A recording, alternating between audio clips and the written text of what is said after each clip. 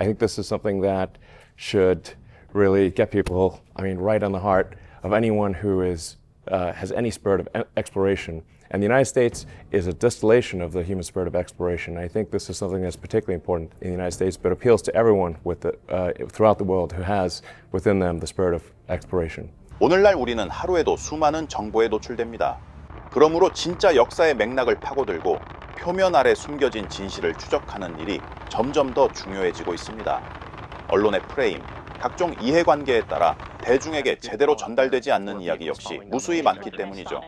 대표적인 예가 바로 일론머스크와 미국 대통령 및 정부의 관계입니다. 언뜻 대립적으로 보여서 마치 일론머스크 때문에 스페이스X의 입지가 줄어드는 것처럼 보일 수도 있죠. 하지만 실제로 스페이스X는 미국 정부에 결코 대체 불가능한 존재입니다. 그 진실은 스페이스X의 데모2 임무에서 명확하게 드러납니다. 이번 영상에서는 미국 정부 기관 나사와 민간 기업 스페이스X의 관계 형성에 관한 중요한 역사의 한 장면을 소개합니다. 미국 정부가 만약 스페이스X에 대한 과도한 압박을 지속할 때 중장기적으로 국익에 역행하는 결과를 낳을 수밖에 없습니다. 특히 중국은 대형 발사체와 우주 정거장, 달 화성 탐사까지 정부 주도로 가속하는 상황에서 만약 스페이스X가 흔들리면 나사는 다시 러시아, 중국 등 외부 세력에 의존할 수밖에 없습니다. 그 배경과 이유가 담긴 나사의 중요한 인터뷰를 발견했습니다. 미국 항공우주 산업의 주요 리더들 발언을 종합해보면 현재 정치적 립서비스나 여론전이 있을 뿐 본질적인 압박이나 산업 기반 흔들기는 거의 불가능에 가깝다는 것을 알 수 있습니다. 물론 이러한 주장 역시 개인의 의견이니 참고만 하세요. 지금부터 2020년 5월 30일로 떠나보죠. Good afternoon and welcome from Kennedy Space Center. I'm Bettina Klein with NASA's Office of Communications. What a day. We are here to discuss the NASA SpaceX Demo 2 mission and the return of U.S. human spaceflight from American soil to the International Space Station with astronauts Robert Behnken and Douglas Hurley. The Crew Dragon spacecraft and the Falcon 9 rocket lifted today from the Launch Complex 39A at NASA's Kennedy Space Center at 3:22 p.m. Bob and Doug are now safely on their way to the International Space Station. To talk more about this historic mission, we have a great panel of guests, starting with NASA Administrator Jim Bridenstine, Elon Musk, the Chief Engineer of SpaceX, Kathy Leaders, Manager of the NASA Commercial Crew Program, Kirk Shireman, Manager of the International Space Station, and NASA Chief Astronaut Pat Forrester. We'll start with opening comments and our presenters. Then we'll take your questions. We'll first start with our NASA Administrator, Jim Bridenstine. Well, thank you, Bettina. What a great day for NASA. What a great day for SpaceX. What a great day for the United States of America. It's been 9 years since we've launched American astronauts on American rockets from American soil, and now we have done it again. To be clear, the mission is not yet over. This is a test flight. And so we are at the beginning, but so far everything has performed very, very well, and we are excited about the fact that Bob and Doug, our American heroes, are safely in orbit and on the way to the International Space Station. So I just want to say congratulations to the NASA team.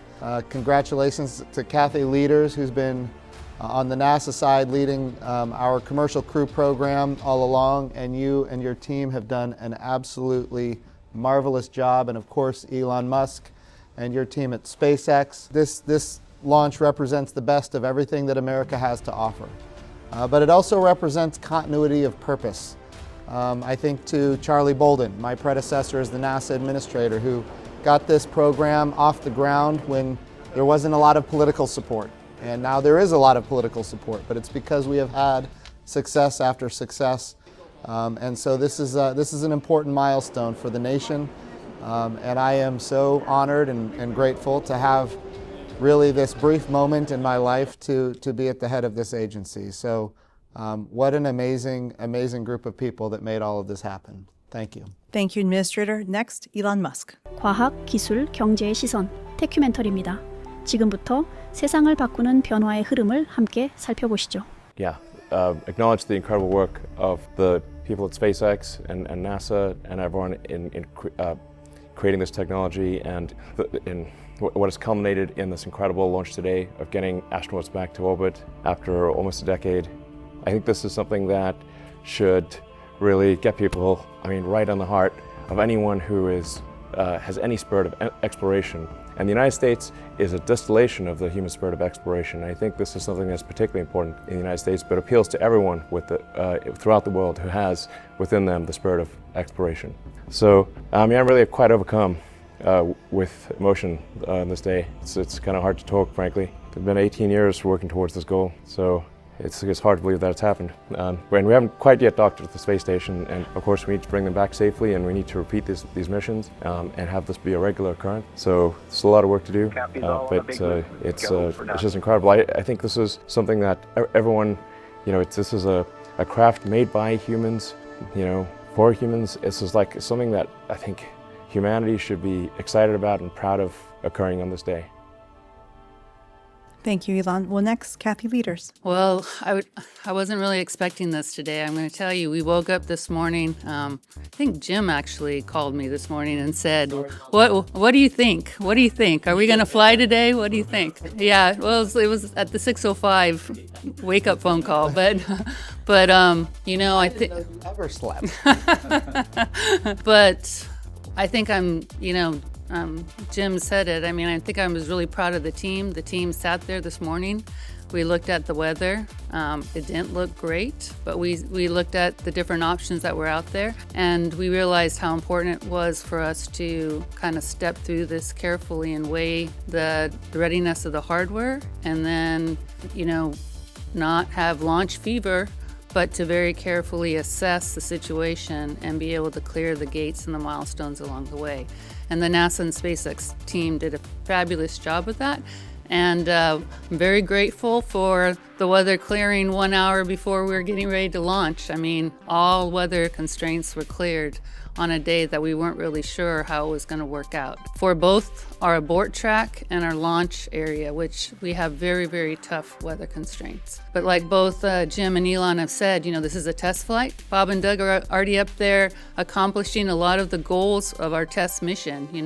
They got to do their far field demos. They got to feel, what it's like to be able to use the touch screens when you're in zero G. They got to be able to check out all the different parts of the system and liberate their zero-G indicator, which I think you guys all have and probably have on order right now. And they have a lot more things. They're going to get to try to sleep. I'm not sure how they're going to do that, but they're going to get to try to sleep. And then tomorrow morning, we'll be approaching space station, and it'll be some of the most important demonstrations that they'll be able to work on about how do we safely dock to the International Space Station. So I am so grateful and proud of our NASA and SpaceX team.